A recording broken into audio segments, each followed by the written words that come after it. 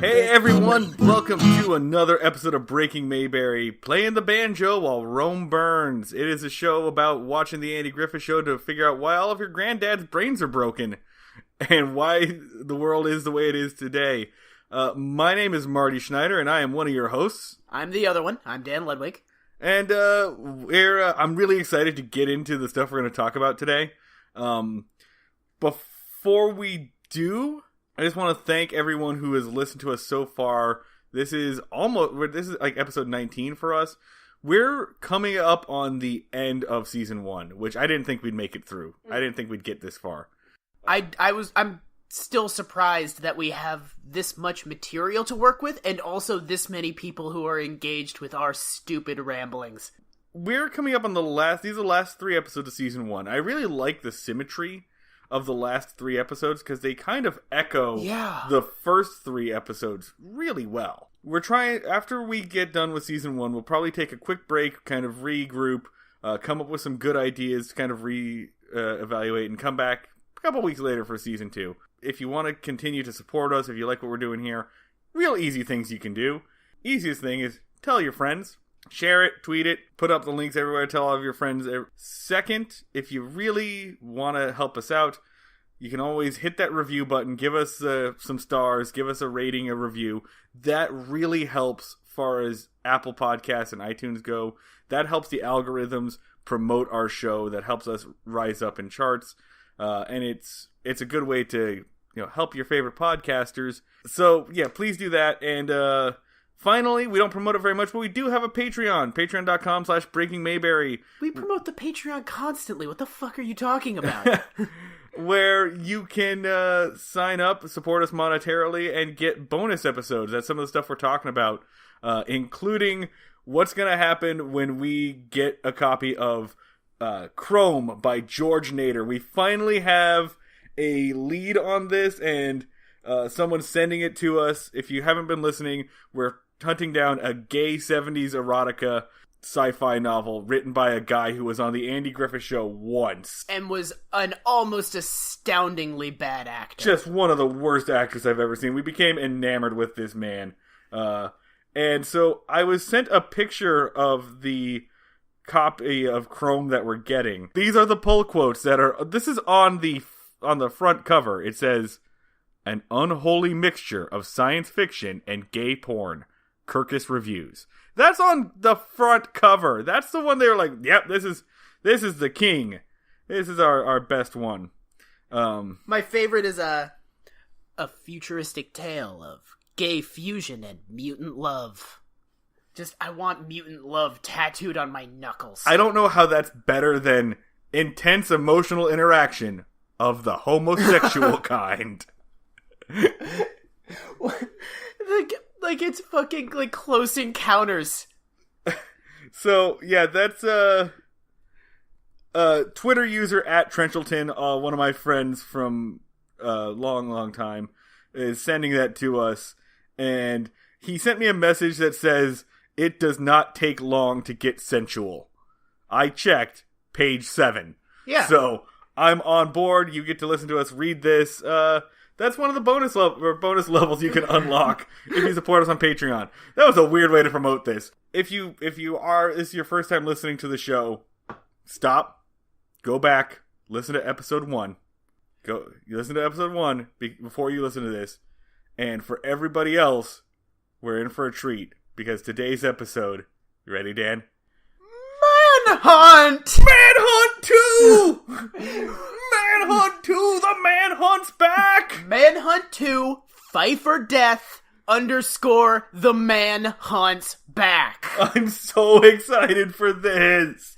It rules. It is, in every possible way, a sequel and expansion upon Manhunt. Because it is full stop. It is the Spider-Man 2 to Manhunt Spider-Man. It does. It definitely does. I will even go as far to say that it is the Empire Strikes Back to Manhunt's. It's a more challenging version of Manhunt. There's more layers to it. There's more tension. Everything's bigger and harder and like... There's long shots of Andy and Barney like trekking through the wilderness with rifles that are just erotic as hell. It's been cranked up to 11. I'm so psyched about I've this. Been cranked up to 11. Let's get rolling right into this. All right, so we are talking about episode 30. Barney Gets His Man, directed by minor character in a Thomas Pynchon novel, Bob Sweeney. Guy who describes himself as a real mover and shaker, Bob Sweeney. And it is written by not the Charles Ellison and not the Ellison and Stewart pair that wrote the original Manhunt. This is by Ben Gershman and Leo Solomon, who have also done a lot of good episodes, including Andy and the Gentleman Crook. Fuck yes. And A Plaque for Mayberry, and Andy Forecloses. So a lot of the episodes that we've liked. So they're taking it and just ramping up. Fuck, the best writers came back for the best premise. Yeah, they're all up on this one. All right, so this airs. Original air date is May 1st, 1961. Here is your one-sentence summary. Barney accidentally helps capture Eddie Brooke, an escaped convict, but the criminal escapes again after swearing revenge on Barney. All right, so Eddie Brooke is played by character actor Barney Phillips, best known for being the alien in a human suit in one episode of The Twilight Zone. There is an episode of The Twilight Zone that is basically The Usual Suspects, but with aliens, and he shows up for the completely incomprehensible twist ending where, I guess spoiler on The Twilight Zone, at the very end it's revealed that basically every single character in the episode is an alien, and he removes his hat, revealing the most fake-looking third eye I've ever seen duct taped to a human forehead. To find that picture of him, because it is some astoundingly, beautifully bad special effects. Yeah, I'm going to work on that. Also had a recurring role as Sergeant Ed Jacobs on the original Dragnet TV series, because he's definitely looks like a hard-ass sergeant kind of guy. He's got the jowls of a sergeant. Yeah. He's definitely a guy that's going to tell you that you're a loose cannon cop in turning your badge and your gun. He looks like he should be firing wildly at a building from behind a car at all times. He just has that... He has that face of not just cop face, but wildly irresponsible cop face. But here he plays a convicted felon, convicted of something. I don't know. The one thing they say about him is he's a killer. Yeah. He's a two-time loser. They call him a two-time loser from Atlanta. This is what the cops sound like on this show. It's kind of weird where at this point they're so vague about what any of the criminals do that being a criminal in the Andy Griffith universe is basically just a fashion choice. Yeah, they just dress like criminals and they're like, there's one of them, get him! Look at him with his criminal jacket. It's like being a scene kid. Yeah, it's like SLC Punk, or just you just kind of be like, I'm one of those criminals. Yeah, there's an entire store at the shopping mall, Cop Topic. Exactly. Yeah, no, every single criminal who has ever been on the show has been guilty of crimes. So, in this episode, what's his character's name again? Eddie Brooke. Eddie Brooke, a pretty shitty criminal name. It's a bad name. Yeah. It's like a step away from being Eddie Brock. Which is okay. It's, I mean, I guess now I kind of associate him with Venom loosely in the back of my mind, which... I was hoping to do that. Yeah. He never turns into Venom or any way, or behaves in any way like Venom, but, maybe. Maybe that'll be a dream I have later. This episode starts on a siren. Open up on a fucking car chase. Fucking, like, cut from Andy Griffith and Opie, like tossing rocks into a lake. Just hard cut to, like, the wail of sirens and the screech of Eddie Brooke hard cornerings a piece of shit Cadillac around, like, a dirt country road. I imagine that people back then must have been like, wait, this is the Andy Griffith Show, right? Yeah, like, what is happening here? Back then, I was doing it. Yeah!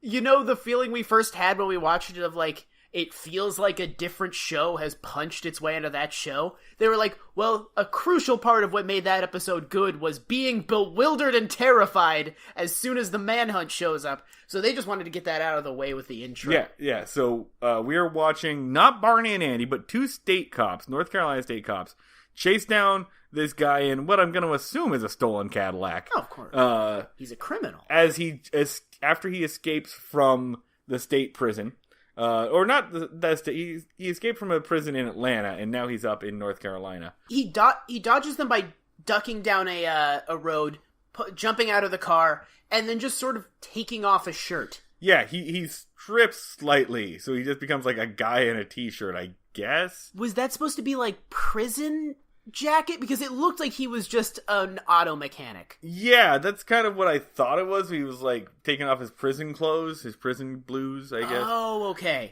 Maybe it would have made more sense in color. I don't know. Yeah. It's kind of weird.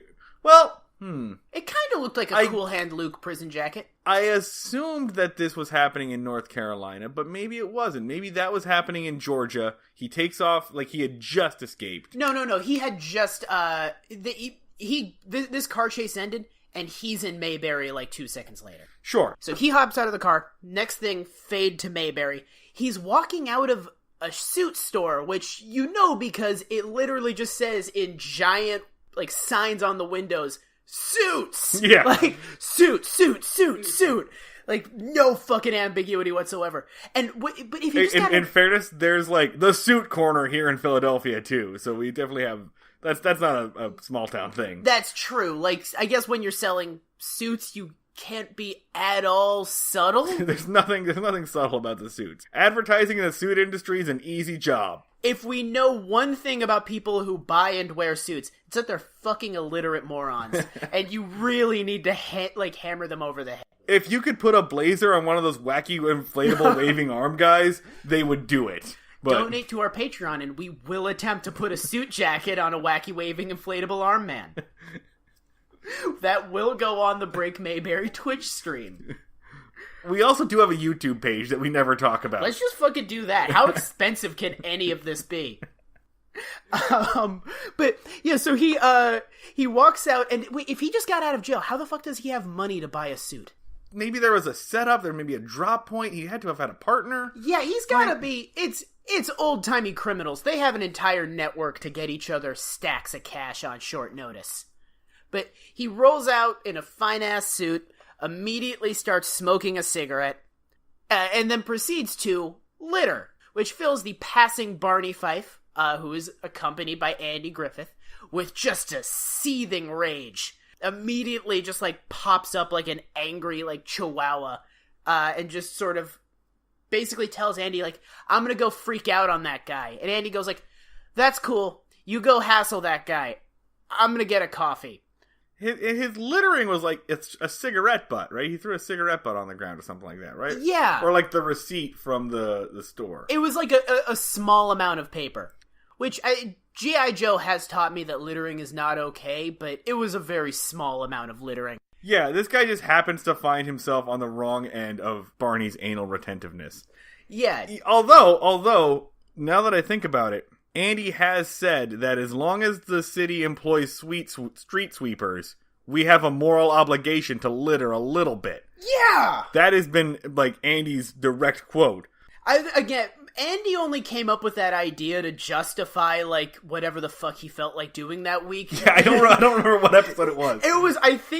There was an obligation for there to be crime to justify the existence of Barney. Yeah, so that that's idea's kind of come full circle. It all comes back around. It's all of the, in a way, the littering is justifying the street sweeper, Barney. So Barney approaches Eddie Brooke and is trying to cite him for littering. Eddie attempts to buy him off. He's like, just take this $5. Just get out of my face.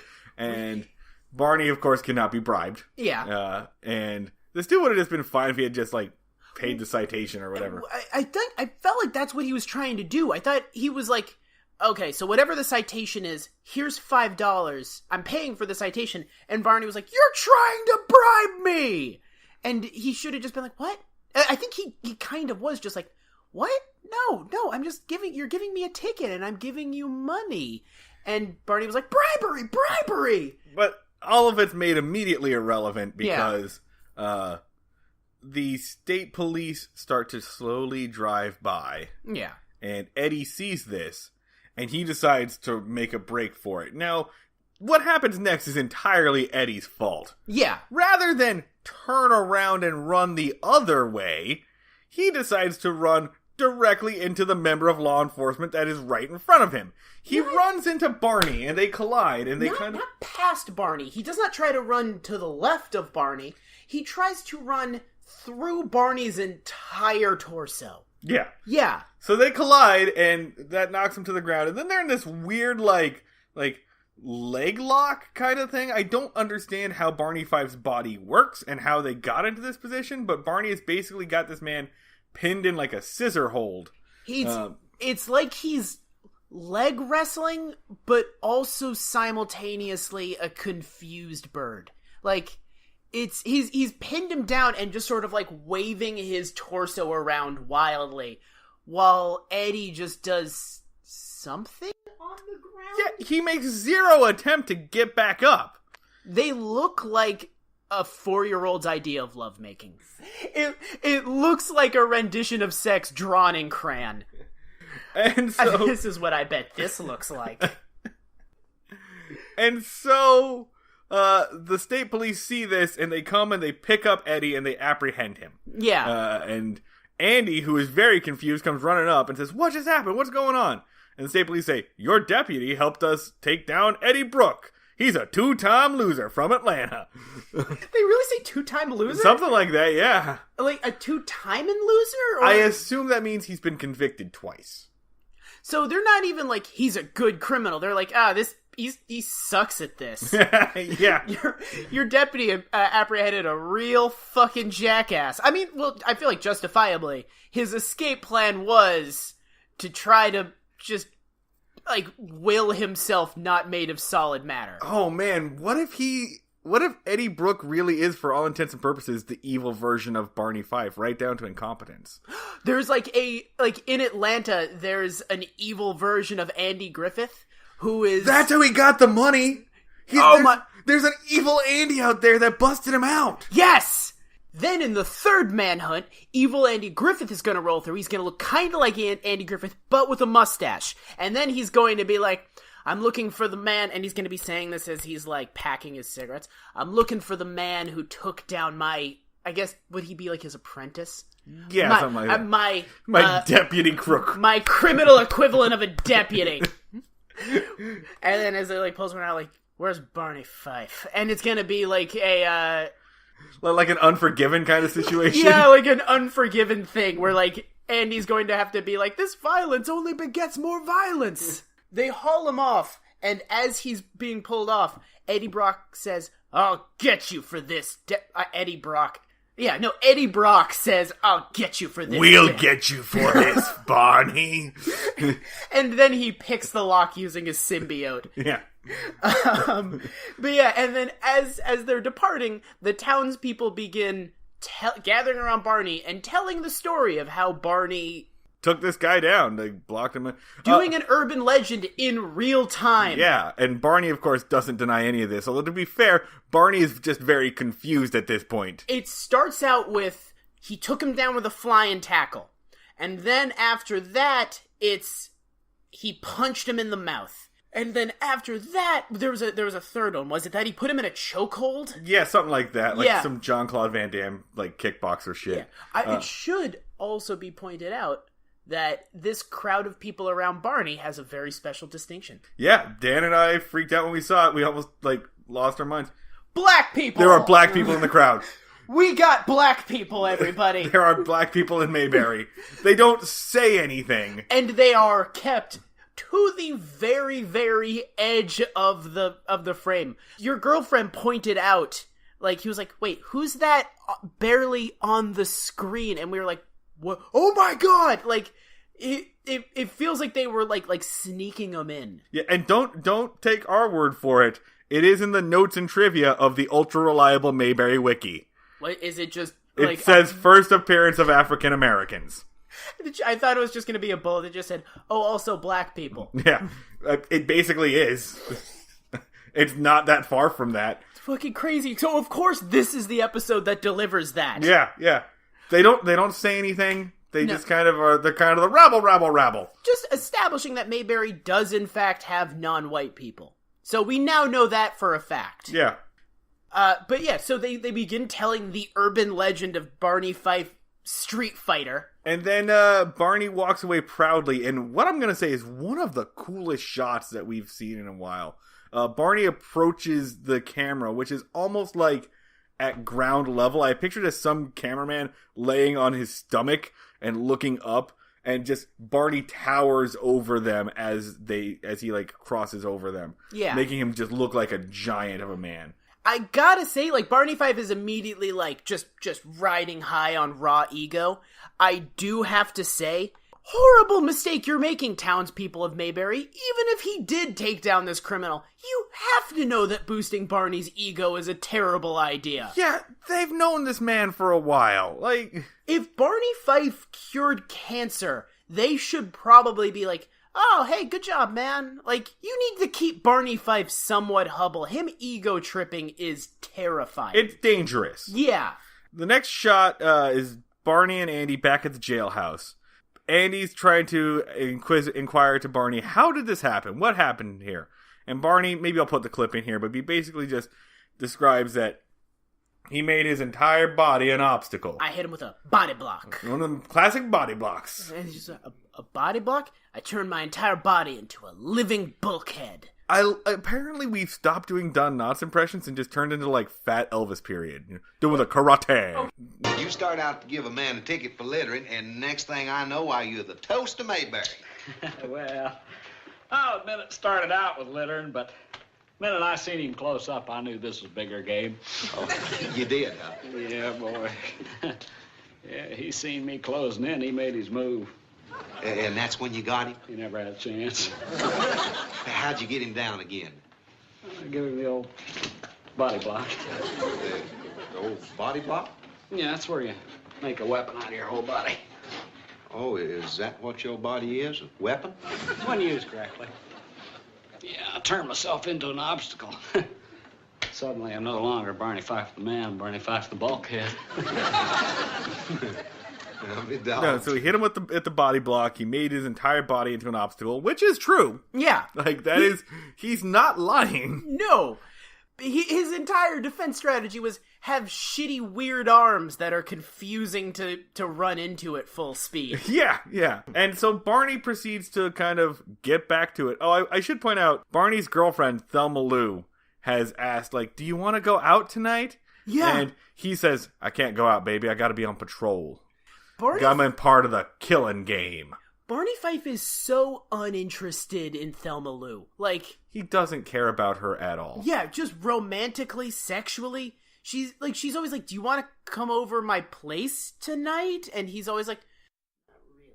I wish that it was more okay at that time to just show a, desperate woman throwing herself. Because it'd be really funny if this was, like a Jughead and Midge situation where she was just, constantly throwing herself at him, and he just did not care. Yeah. That would be a possibly funny bit. You can't, but as it's been established by Andy's dynamic with Ellie, the woman can't ever want to have sex. That's not even, it's only appealing if the woman hates sex and you have to, badger her into it. So he, brushes off Thelma Lou so he can go be part of what is he? It's not like it's like the most dangerous. It's like the killing game, and I'm in it for keeps. Yeah, no, he says some absolute fucking nonsense. Again, his brain is already warping. He's slowly ceasing to be in reality, and he's now in like a western. And that's the next couple of scenes. Basically, it's just Barney going from place to place, bragging, and doing the body block thing. In we get another treat of Barney's weird jazzy fascist theme song. Yeah, which is actually called Manhunt. Is it really? That's the name of the theme. Oh my god! Yeah, no. So we get a couple scenes of Barney just being the worst. But in back in the jail, after Barney has finished explaining his body block to Andy and decided to go on patrol, Opie rolls in armed. Yeah, yeah, a heavily armed. Well, not heavily armed. Opie rolls in with a shiny toy pistol, which doesn't have the orange cap on it. Which because it's the 1950s. Yeah, and people just didn't really give a shit if you shot a kid back then. They just, like, get a new one. No, sure. Yeah, yeah. Yeah, Opie rolls in with a toy gun, runs it, points it at his dad, like, bang! And, like, it's a cute thing of, like, Andy pretends to have been shot, but I'm like, is he just running around doing that in, like, a southern town? Because at one point, one of the many drunk hillbillies wandering around is just gonna light Opie the fuck up. I mean, Opie's been shot at or had guns go off in his vicinity at least 4 times by this point. Yeah. So he's used to it. By the person who has been teaching Opie how to quick draw, Don Knotts. Yeah. And that gets brought, that seed is planted here, and it gets brought up again in a couple of episodes. But Andy's response to that is like, that's adorable, when it should have been, don't ever do anything related to quick drawing around Barney Fife. Do you understand me? That's when he's at his most idiotic and lethal.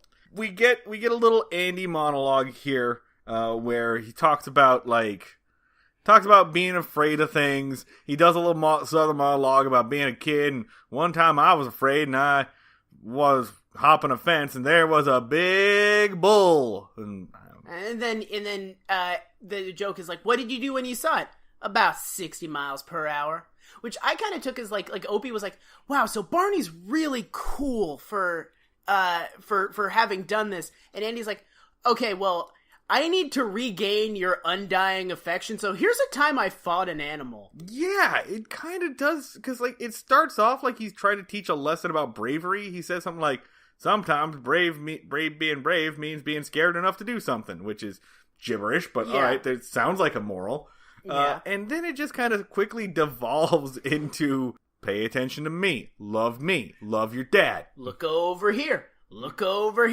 Shiny objects. I got a bull over in this story. Don't pay attention to your uncle. Look over here. Yeah, I mean, that's kind of a recurring theme in this show is Andy can't handle it if Opie's getting attention from or giving his attention to anyone else. Yeah, no, he can handle it when like the town is paying attention to Barney, but the second Opie is like, oh, hey, Barney, you're pretty cool. And he's like, hey. Not just Barney, literally anybody. Enter Aunt Bee. She's been looking all over for Opie. She has the idea, like, it's so great what Barney did, and this stuff happens so rarely. We should have a party for Barney. Yeah. When we keep it small, just us and Thelma Lou. No Ellie included here. I don't know what the deal is with that. We have one more Ellie episode. Mm-hmm. Ellie has not bailed yet. This is the episode where they're doing the contract negotiations. Yeah. So they say we're going to have this celebration. We're going to have a party for Barney. We cut to the party. This is, I guess it's probably Barney's house that they're at. I don't know where they're at. I think it's probably Thelma Lou's house, right? Maybe it's Thelma Lou's house. Yeah. Which I know they said that they were going to keep it small and that was on purpose. It's a really sad party. It's a big empty house and like 4 people in it holding a cake. Like, even if you told me that was on purpose, that sight would bum me out so much. Thelma Lou is worried because Barney is late. And she's like, what if something's happened to him? Where is he? Like, what could be taking him so long? And everyone's like, oh, Thelma Lou, shut the fuck up. Like, they basically immediately brush her off, but in a way of just like, you're always like this. I gotta say, like, through no fault of her own, Thelma Lou is the worst character on the show. Or I think Thelma Lou does switch actresses a few times. I couldn't recognize one from another. she never has lines except just Barney. Yeah. Like, she never even talks about other characters. It's just constantly Barney Fife. And with, like, a hint of self-awareness that could have been funny, but it's not. It's just boring. The two state policemen arrive. Yeah, a cop car pulls up. They're like, "It's Barney!" And then they open the door. Surprise! And it's the two state policemen who basically come in and be like, "So listen, we goofed real bad." Yeah, listen, I gotta say, after this and the other Manhunt episode, the state police have no right to down-talk the Mayberry PD ever again. Apparently, it's incredibly easy to escape from the North Carolina State Police. We went to a gas station. Johnson here told me that it was impossible to lick your own elbow, so naturally I tried. In the half hour we were doing that, crazy thing. Brooks got away. He snuck out through the window in the bathroom. We would have come by and told you earlier, but again, elbow. So, Barney here? Yeah, you understand, don't you? That's how this stuff goes. So Barney hears this news, and immediately, this bothered me a little bit just from like a storytelling perspective. We get an audio flashback. He remembers the words, "I'm gonna get you for this, Barney."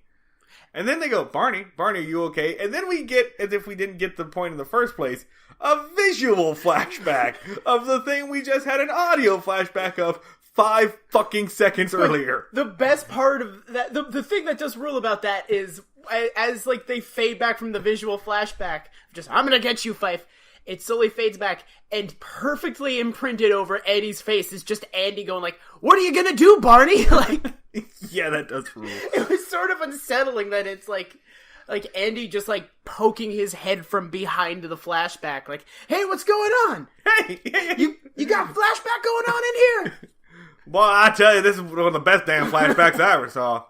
Tell you time I saw a flashback when I was, about yay high to a grasshopper.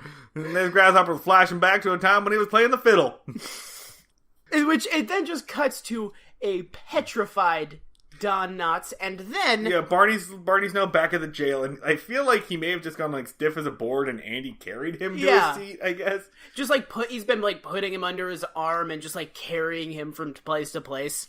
And then, as he's just sort of, like, standing in the jail, Thelma Lou opens the door, and there's actually a really good shot of Barney Fife spinning around and, like, pulling out his gun and pointing it at his girlfriend, finger on the trigger, ready to unload. It is a cool shot. He pulls off that quick draw. It takes advantage of Don Knotts' physicality. Yeah. Really well in, like, a non-silly way. Thelma Lou reacts to almost being opened up with bullet holes. Like... as if Barney had farted in bed. Like, she's like, oh! I feel like if we're ever going to get through all episodes of the Andy Griffith Show, we just have to kind of stop being amazed by this. Never. You'll never take away from me just how insane it is that no one is ever afraid of getting shot. Like, do you think maybe in the AG... We've never actually seen anyone actually get shot. Maybe bullets were softer back then. Maybe, I mean, cars were lighter back then. We know that. So they had used up all the metal during the war. So bullets were mostly just like salt, just like rock salt back then. Yeah. That's why everyone's just so chill about Don Knotts spending them all over town. But yeah, Thelma Lou runs in and continues to be worried. Yeah, she's basically like, Barney, can't you leave town for a few days?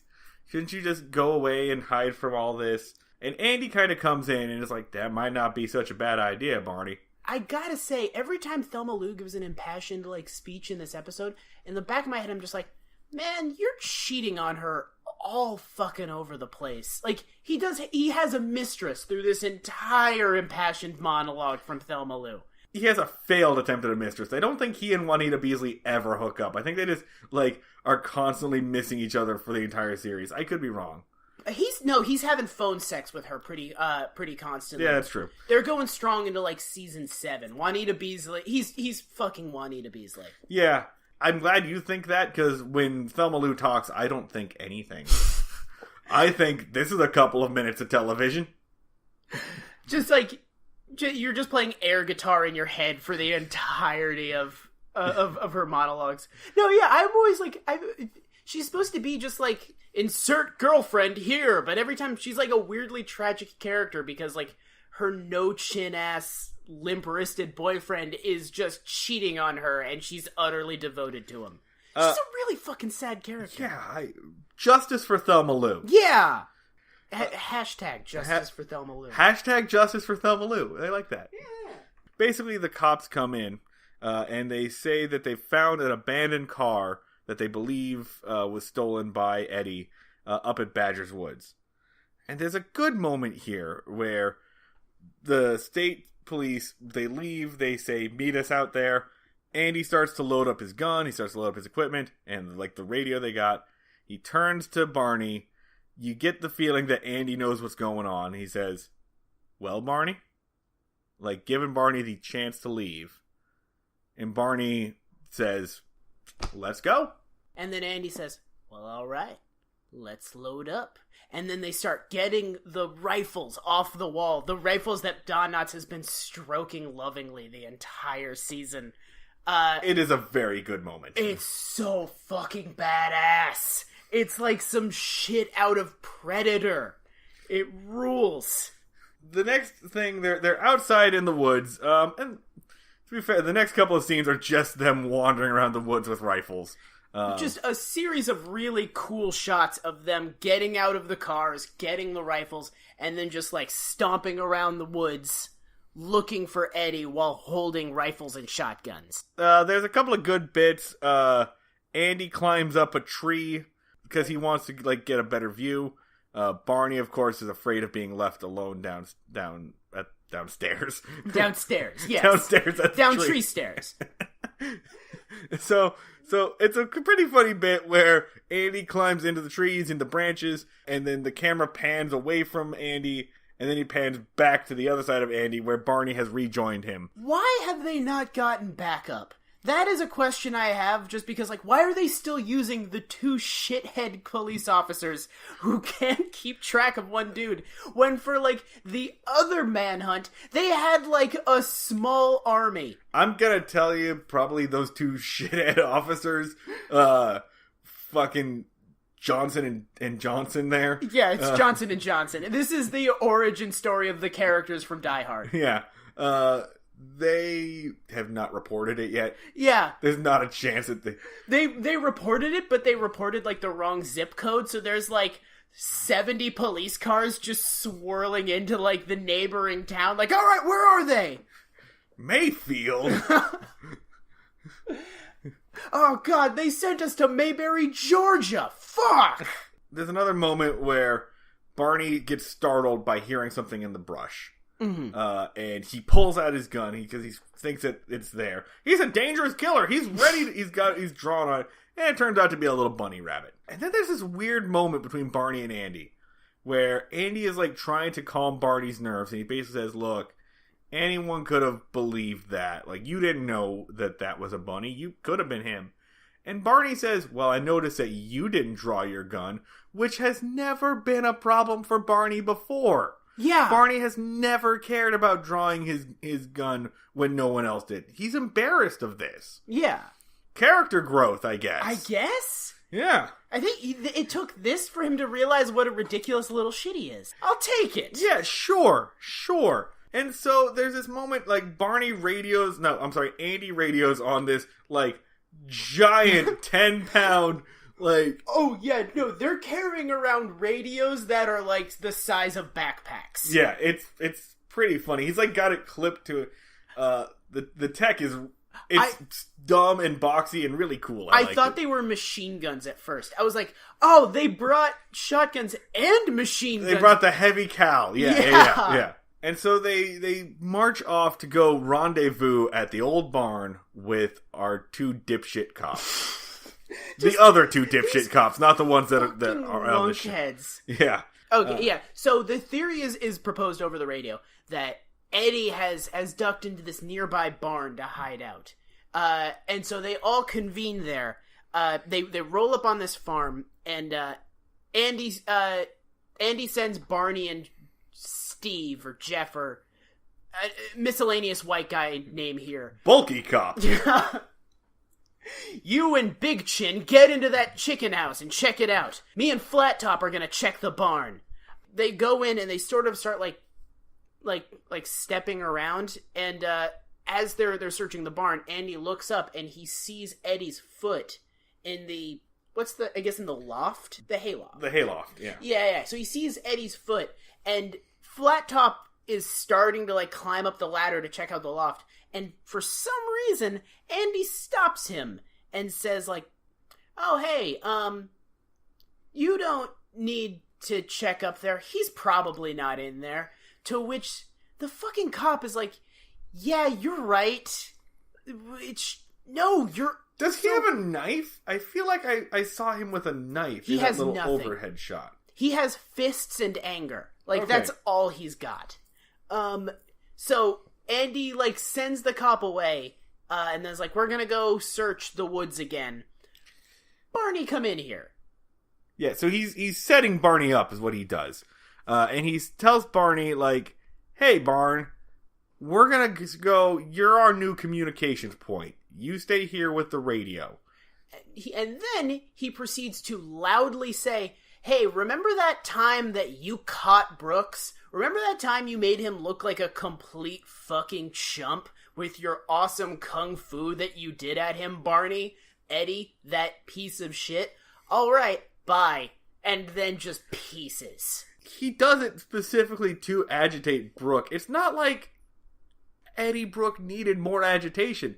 He has not forgotten what happened. We don't need an audio and a visual flashback for Eddie. His short-term memory is intact. Yeah. It has not been blown away by years of PTSD damage from being a librarian on Staten Island. He's a jowly cauldron of murder rage. He does not need any help getting there.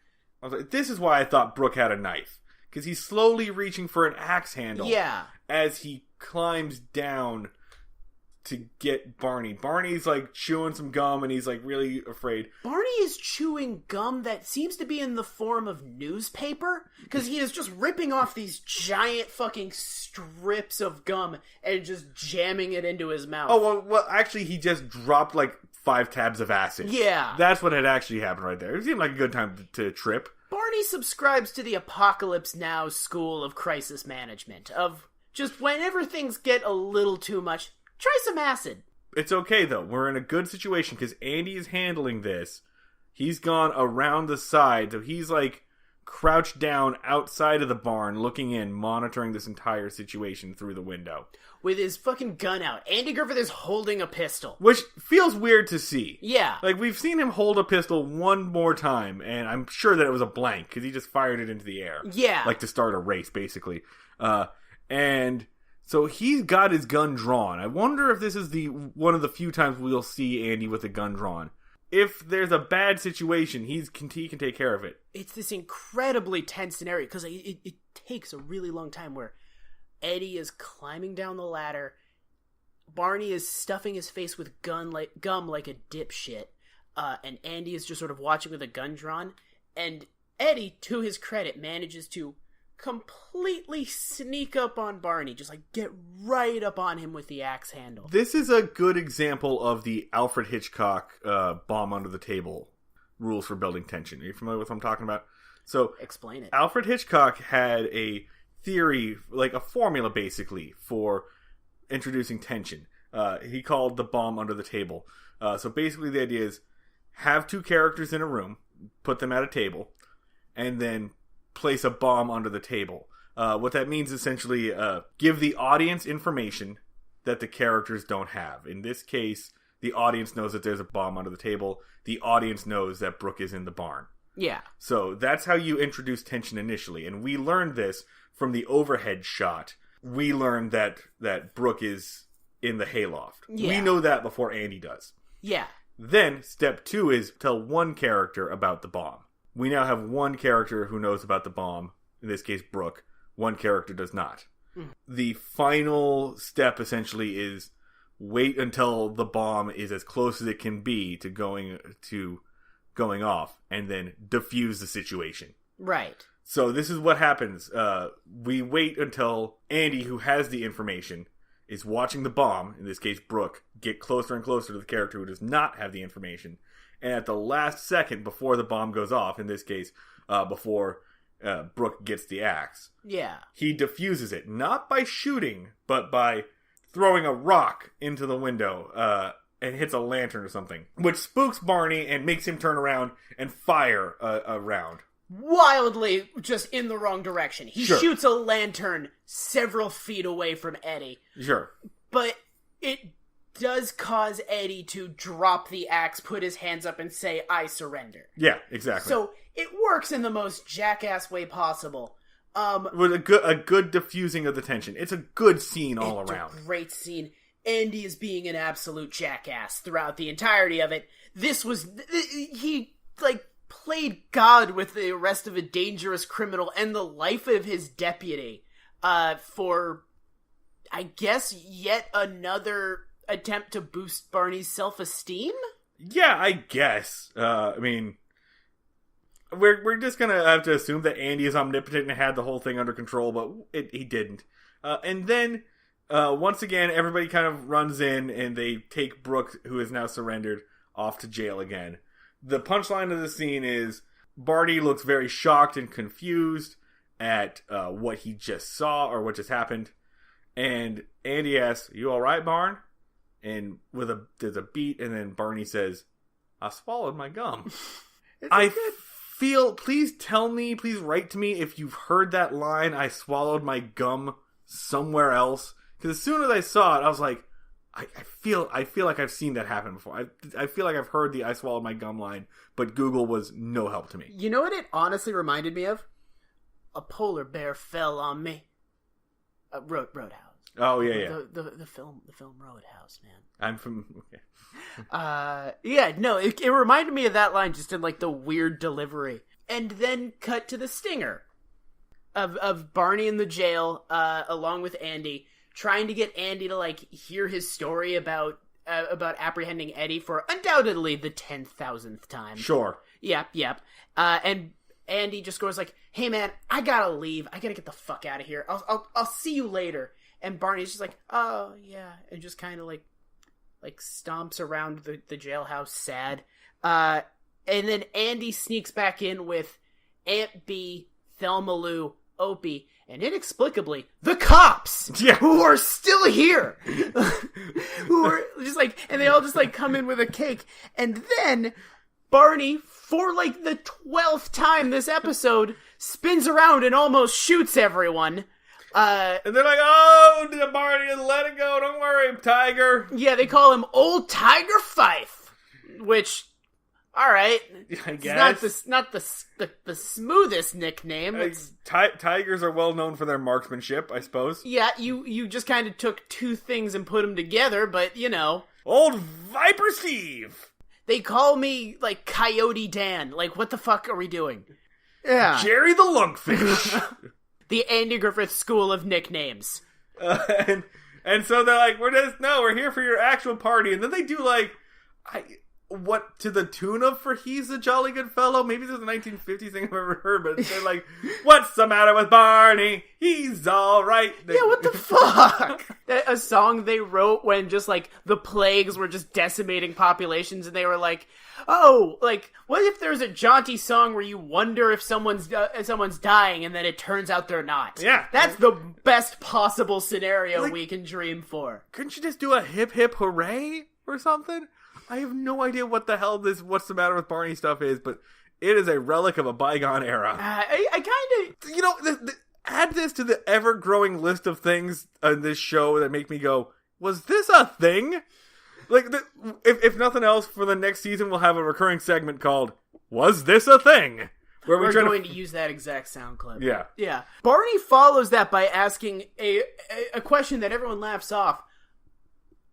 Why are the cops here? Is Eddie escaped again? Is he going to come for me again? And everyone's "Oh, Barney." But I'm also behind him in that scenario, be but why are the cops here though? Yeah, no, that's a good question. Yeah. That's a good question. I'm sure you guys got it under control. Where did you leave Eddie, you fucking morons? Oh, he's bringing the forks. Yeah, they have him just, like, handcuffed to the steering wheel of the cop car. Like, and he promised super hard that he's not going to try to steal it. We left the keys in the ignition. Yeah. It's cool. Well, we needed him to be able to play the radio. You had to have the AC on. It's hot. Yeah. He's handcuffed to the steering wheel. Where is he gonna go? They're the fucking worst cops that have ever been on the show. Surprisingly, because Barney Fife is on this show. It's a show entirely dedicated to incompetent cops, and these are the two dumbest cops we've ever seen. They're so fucking stupid that we probably get, like, paper bags stuck on their heads and try to get out of them by running backwards. I wish that we had gotten a spin-off of these idiots. Dipshit cops. All right. Internal Affairs just follows these two morons around, just paying their salaries. Let's go ahead. That seems like a good time to shift to our ratings. So that was Manhunt 2! The Manhunt's back! Manhunt! Fight for death. Oh, God. It's so fucking good. Okay, so Andy meter, 10. 10. Is it as good as a Gentleman Crook? No, but it's only like a percentage point off, and we didn't do a percentage system. Yeah, it's we didn't do decimals on this one. No decimal scoring.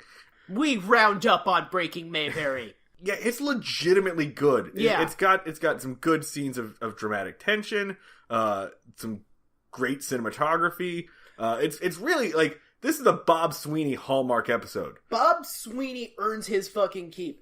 Bob Sweeney has redeemed himself from Andy and Opie housekeepers through this episode. We keep making jokes about different Bob Sweeneys, but it really is a question of, like, which Bob Sweeney came up to play. And, Big Dick Bob Sweeney came out swinging this time. My headcanon for Bob Sweeney is that he is a crippling alcoholic, but he's a goddamn talented one. So every time they're like, well, is he on or off the wagon? Is he gonna show up hungover, drunk, or sober? And this is a sober Bob Sweeney episode. Ooh. Counterpoint. He's at his best when he's drunk. It's like a Legend of Drunken Master kind of situation. He's at his best when he's drunk, but that's also when when the episodes are the most problematic. Okay, I like it. Yeah, no, Andy and Opie house cleaners, that was hungover Sweeney. Okay. Hungover Sweeney just kind of bunts. FIFO-meter is pretty low on this, other than the like standard level of Barney almost shoots people, which has just kind of become like an acceptable 2. Yep. No, that's the mandatory. Barney almost commits several murders. Yeah. Andy plays God a little bit with the apprehension of a dangerous criminal, a killer, a murderer. Andy does kind of be like, let's make sure this happens in a way I want it to happen. Yeah, I mean, he does have the good sense to, like, have his partner's back, right? He has his partner's back in a scenario that he invents to put his partner in danger. Yeah, that's true. But I mean, But again, it's just like the background noise level of fucked up. Yeah, I can't give this more than a 3 on the 5. I'm gonna say like 2.5. Yeah, I think it's just. No, if this was a dipshit capo-meter. Yes. I think a 2 should be our preset score for Andy and Barney do Andy and Barney shit. Andy abuses his power, and Barney almost kills a child. That's gonna wrap up the episode. I already told you at the beginning of the episode all the places you can talk to us, but remember, it is on Twitter at BreakMayberry, BreakingMayberry@gmail.com, Facebook.com/BreakingMayberry. Please remember to, if you like what we're doing, rate and review and subscribe and do all of that good stuff. And please share us with your friends. You can get to me online. I am at Schneid Remarks. I'm at the Luds. And of course, Ron Howard is at Real Ron Howard. This time for your hashtag tweet at Ron Howard. Give Ron Howard your best gardening tips. Send Ron Howard pics. Of plants. Or genitalia. Please stop telling people to sexually harass Ron Howard. Do you think his DMs are open? Someone else sexually harassed Ron Howard, so I'm not the only one doing it. There's a recording of you saying this. People can hear you. Don't worry, we're doing a show about the Andy Griffith Show. No one's listening. As always, our opening music was done by Max Ludwig, who is online at Sleep Talkie. Our logo was designed by Scribble Emily on Instagram. Our end music you're about to hear is Appalachian Coal Mines by the band Mid-Air Machine, and it rules. Undoubtedly. Next time, we're going to do another sequel episode. We're going to do The Guitar Player Returns, which is the sequel to The Guitar Player, which was episode 3 for us? Yeah. Yeah.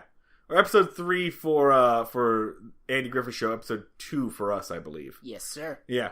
So if you want to listen to that and get refreshed before you listen to us next time, that's a good idea. Well, until then, we'll see you all down at the fishing hole. Y'all come back now.